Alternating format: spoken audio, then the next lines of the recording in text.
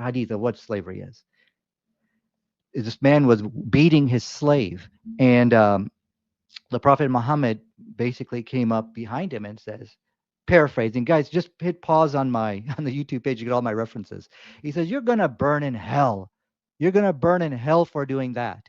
So slave beating is clearly condemned in our scriptures, and that's the debate right there. Why do I say that? The Bible takes a very different position on this matter.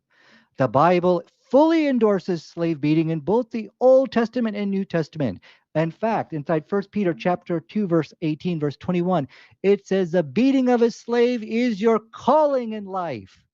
So here we see that there's no doubt about it that slavery is clearly pointing to Muhammad as a true prophet of God. So there you go. This is a version of slavery, which so-called version of slavery. They're going to get the best education. You do not beat them. And what else? Let's see what else over here. You should, of course, we talked about freeing the slave.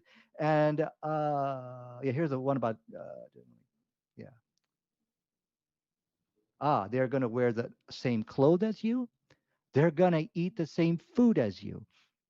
And so what that means is that if the slave master is eating lobster and shrimp, guess what the slave is going to eat?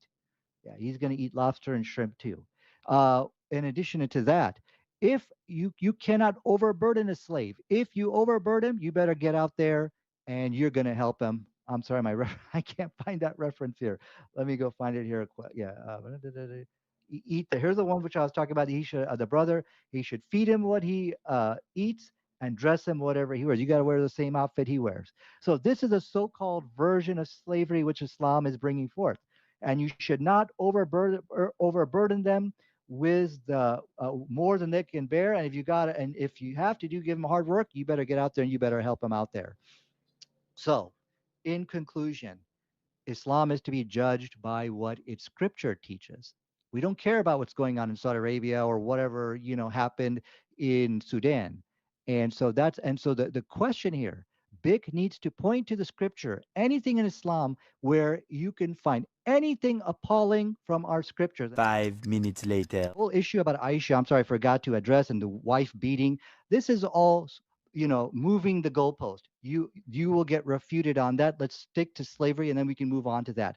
So you said, oh, this is just all my interpretation. I've asked you, please share your reference. He said, well, he just sat around and did nothing for the slave beating. You're making stuff up. I'm calling you out. You're just spinning your wacky, quacky interpretations of our text. You said I was spinning the interpretation. I'm sharing can you share my desktop, Thaddeus?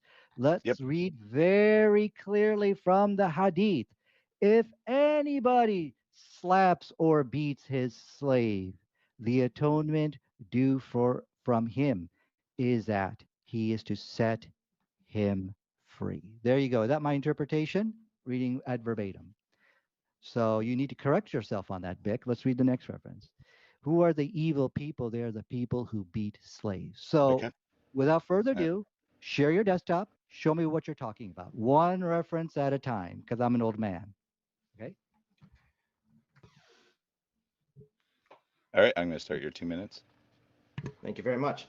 As you can see here, again, Mohammed is endorsing slave beating. He literally puts it forth that you should beat your slave woman and then beat her again. He's cutting that out because he knows he cannot defend that. These are indefensible teachings from Mohammed himself. So let's go through the first reference. The first reference which you quoted here, in fact, let's see if I can share my desktop over here. This was about a slave being beaten for committing fornication. That also is Wait, for did the you say free slave man. being beaten? Oh, okay. Yeah, Just for want to be for clear on that. committing fornication. So let me make this a little bit bigger. Let's go through the text you quoted. Okay.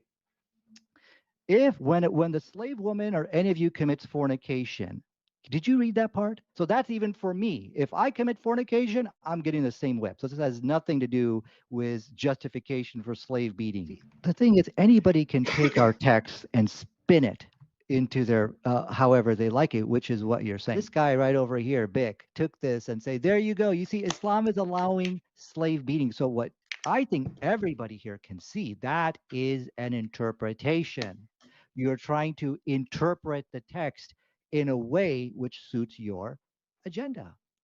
But I have already shared with everybody here tonight explicit passages. You do not beat a slave. The people who are evil, they're the ones who beat a slave.